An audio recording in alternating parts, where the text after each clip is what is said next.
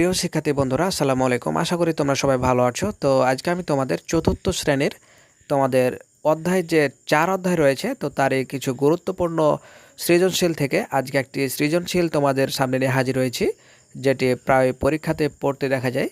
তো দেখতে পাচ্ছ এখানে প্রশ্নটি হচ্ছে যে কবির 60 টাকা দিয়ে 5টি খাতা কিনলো। এটা হচ্ছে তোমাদের উদ্দীপক। তো সেখান থেকে তোমাদের প্রশ্ন করা হয়েছে যে প্রতিটি খাতার দাম কত। তো এখানে প্রতিটি বলতে তোমাদের বোঝাচ্ছে যে একটি খাতার দাম কত সেটাই। তো এরপরে বলছে যে খ নম্বরে যে 12টি খাতার দাম কত।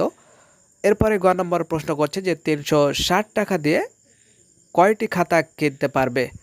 তো প্রথমে আমরা 1 নম্বর যে প্রশ্নটি আছে ক, যে প্রতিটি খাতার দাম কত, আমরা সেটি আগে সমাধান করব, তাহলে পর্যায়ক্রমে আমাদের সবগুলো করতে সুবিধা হবে। তো ভিডিওটি তোমরা না টেনে দেখতে থাকো, কারণ তোমরা যদি ভিডিও টেনে দেখো তাহলে তোমরা গণিতের কিছুই বুঝতে পারবে না। তো চলো যাই, আর কথাটা বলে আমরা খাতা কলমে প্র্যাকটিক্যালে দেখি যে কিভাবে আমরা অঙ্কটা করব। উদ্দীপকে আমাদের ছিল কি যে 60 টাকা দিয়ে 5টি খাতা কিনলো। তো সেই কথাটাই আমরা লিখব যে 5টি খাতার দাম 60 টাকা। এই কথাটা আমরা লিখে শুরু করব। তো তার আগে আমরা ক নম্বর সমাধানটা লিখে নিই। তো এখন আমরা লিখব যে 5টি খাতার দাম 7 টাকা, যেহেতু এটা উদ্দীপকও দেওয়া ছিল যে 60 টাকা দিয়ে 5টি খাতা কিনলো। তাহলে আমরা লিখতে পারি যে 5টি খাতার দাম 7 টাকা। 5টি খাতার দাম 60 টাকা। 5টি খাতার দাম যদি 60 টাকা হয়, তো আমাদের কাছে জানতে চেয়েছিল যে প্রতিটি খাতার দাম কত। তো প্রতিটি বলতে এখানে বোঝাচ্ছে একটি খাতার দাম।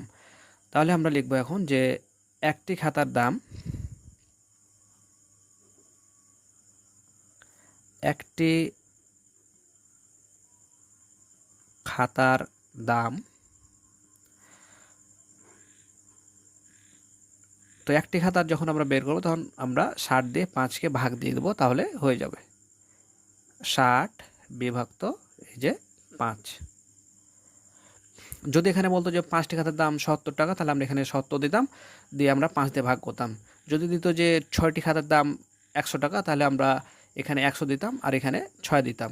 যেটা দিবে আমরা সেটা দিয়ে ভাগ করে দেব। এই জিনিসটি মাথায় রাখবে, কারণ পরীক্ষা তো তোমাদের সৃজনশীল, তোমাদের এটাই যে সংখ্যা দেওয়া থাকবে সেটা না। তোমাদের 5টি খাতা থাকলে তোমরা 5 দিবে এখানে, যদি 6 থাকে তাহলে 6 দিবে, যদি 7 থাকে তাহলে 7 দিবে। এখানে খাতা আছে, এখানে খাতার জায়গাতে কি থাকতে পারে যে 7টি আম কিনলো, জাম কিনলো, সেক্ষেত্রে এগুলো চেঞ্জ হতে পারে। তো সেটা নিয়ে তোমরা হাই হতাশ করবে না যে এটা আমাদের কমন পড়লো না, ঠিক আছে? এই বিষয়টি কিন্তু মাথায় রাখবে। তো আমরা এত টাকা কথাটা লিখে দিই। তো আমরা যদি এখন এটাকে ভাগ দিই, যে 60কে যদি আমরা 5 দিয়ে ভাগ দিই, তো আমরা পাবো, আমরা এখানে ভাগটা করে দেখাচ্ছি।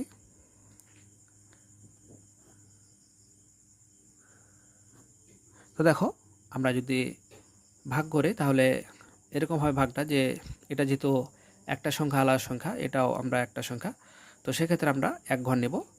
তো 5 1কে 5। এখন আমরা বিয়োগ করব, 6 থেকে 5 বাদ দিলে 1। যেহেতু 5-এর চাইতে এটা ছোট হয়ে যায়, তাই আমরা ওপর থেকে নামাবো, তাহলে হলো 10। তাহলে আমরা 5-এর নামটা যদি পড়ি 10 পর্যন্ত, তাহলে 5 1কে 5, 5 দুগুণা 10। আমরা 2 গিরাতে যে কিন্তু আমরা 5-এর নামটা 2 পর্যন্ত পড়ে কিন্তু আমরা আসলে 10 পেয়ে নিচ্ছি, তাই আমরা 5 দুগুণা 10। আমরা বিয়োগ করব এখন, 0 থেকে 0 বাদ দিলে 0, 1 থেকে 1 বাদ দিলে 0। তো সেক্ষেত্রে আমাদের ভাগফলটা আসছে 12টি। তো সেক্ষেত্রে আমরা এখন লিখব যে প্রতিটি, আমাদের কাছে জিজ্ঞেস করেছিল যে প্রতিটি খাতার দাম কত। তো আমরা এখন লিখব যে প্রতিটি খাতার দাম 12 টাকা। তো আমরা সেই কথাটাই লিখব যে অতএব প্রতিটি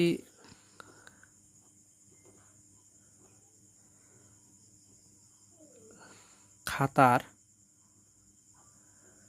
দাম 12 টাকা। তো এখানে একটা জিনিস খেয়াল করো, জিনিসটা যে তোমাদের এখানে প্রতিটি দেওয়া ছিল, তোমাদের উদ্দীপক এটাও দিতে পারে যে প্রতিটির পরিবর্তে আসলে একটি দিতে পারে, যে একটি খাতার দাম কত। একই কথায় প্রতিটি যেটা কথায় একটিও সেটা কথায়। তো তোমরা এ নিয়ে কিন্তু কনফিউশন হবে না। তো সংখ্যাটা পরিবর্তন থাকতে পারে, সেক্ষেত্রে তোমরা যে 60-60-এর জায়গাতে 70 থাকতে পারে, তোমরা 70 দিয়ে ভাগ করবা। যদি 5টি বলে তাহলে 5 দিয়ে ভাগ করবা। তোমরা আসলে যে সংখ্যাগুলো থাকবে সেটা দিয়ে আসলে ভাগটা দিয়ে দেবা, তাহলে হয়ে যাবে। অঙ্ক কিন্তু একই। তো এরপরে আমাদের খ নাম্বার যে প্রশ্নটি, সেটি হচ্ছে যে 12টি খাতার দাম কত। তো আমরা প্রথমে যেটা বের করলাম সেটা হচ্ছে প্রতিটি, মানে একটি খাতার দাম বের করেছি। এবার 12টি খাতার দাম বের করতে বলেছে। তো আমরা ক নাম্বারে পেলাম যে একটি খাতার দাম 12 টাকা। তো সেক্ষেত্রে আমাদের 12টি খাতার দাম বের করতে হবে। তো যেহেতু আমরা ক নাম্বারে পেয়েছি যে একটি খাতার দাম 12 টাকা, মানে প্রতিটি খাতাকে একটি খাতা বলে, তাই প্রতিটি খাতায় যদি 12 টাকা দাম হয় তাহলে একটি খাতার দামও কিন্তু 12 টাকা। সেই কথাটাই আমরা লিখব যে খ নাম্বার সমাধান।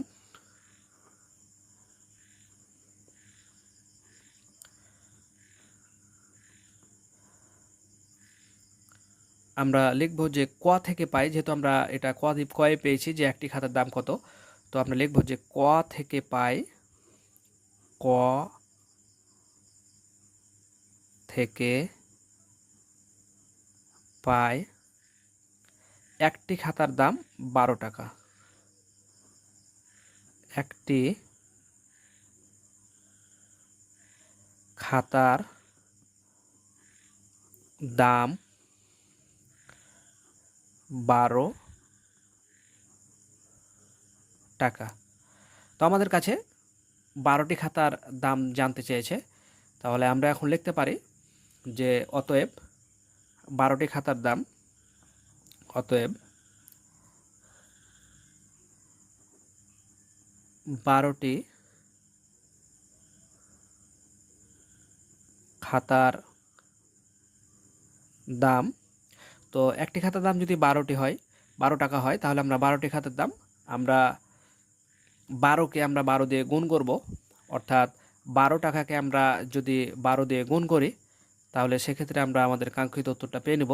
তাহলে আমরা লিখতে পারি যে 12টি খাতার দাম সমান 12 গুণিত 12 টাকা।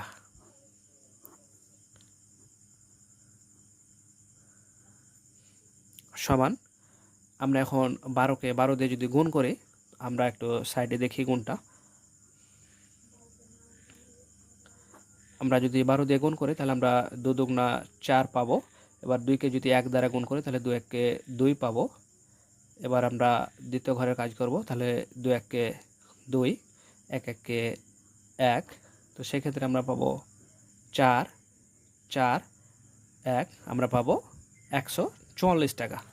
তো এখানে আমরা লিখব 144 টাকা। তো আমরা যদি এখন সাজিয়ে একটু লিখি যে 12টি খাতার দাম 144 টাকা। অতএব 12টি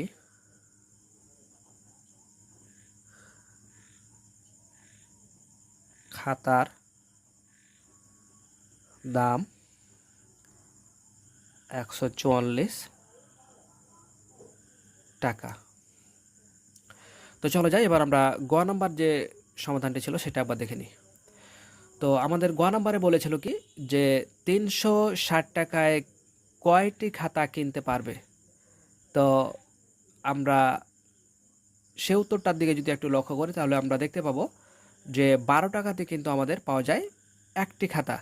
একটি খাতার দাম যদি 12 টাকা হয় তাহলে 12 টাকায় পাওয়া যাবে একটি খাতা। আমরা এভাবে করে কিন্তু জিনিসটা হিসাব করব যে 12 টাকায় পাওয়া যায় একটি খাতা। তো চলো যাই আমরা সেটির সমাধান করি। তো এবার আমরা গ নম্বর সমাধানটা করব যে 12 টাকায় পাওয়া যায় একটি খাতা।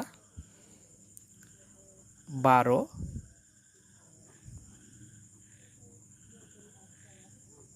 টাকায় পাওয়া যায়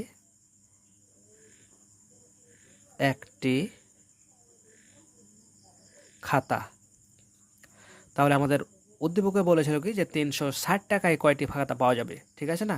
তাহলে 360 টাকায় আমরা লিখবো যে 360 টাকায় পাওয়া যাবে 360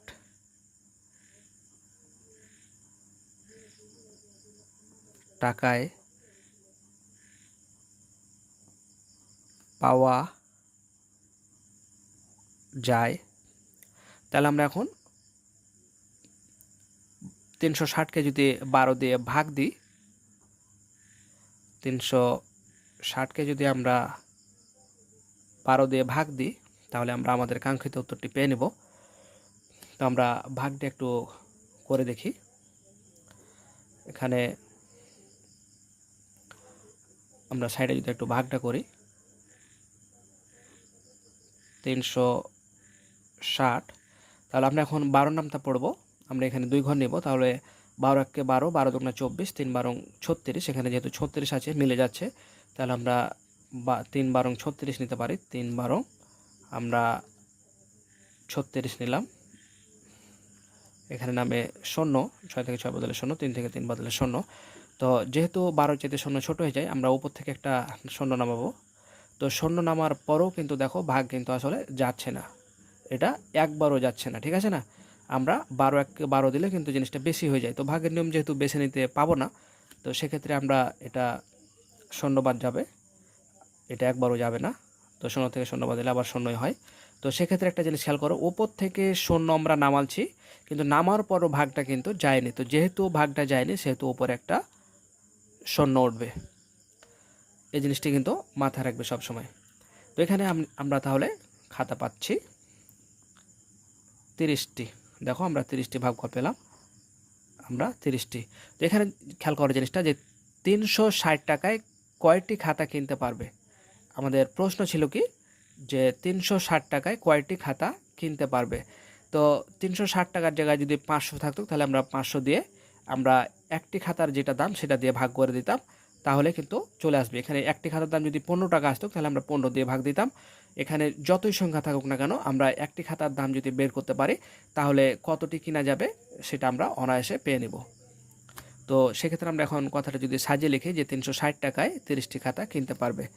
অতএব 360 টাকায় 360 টাকায় 30টি খাতা কিনতে পারবে।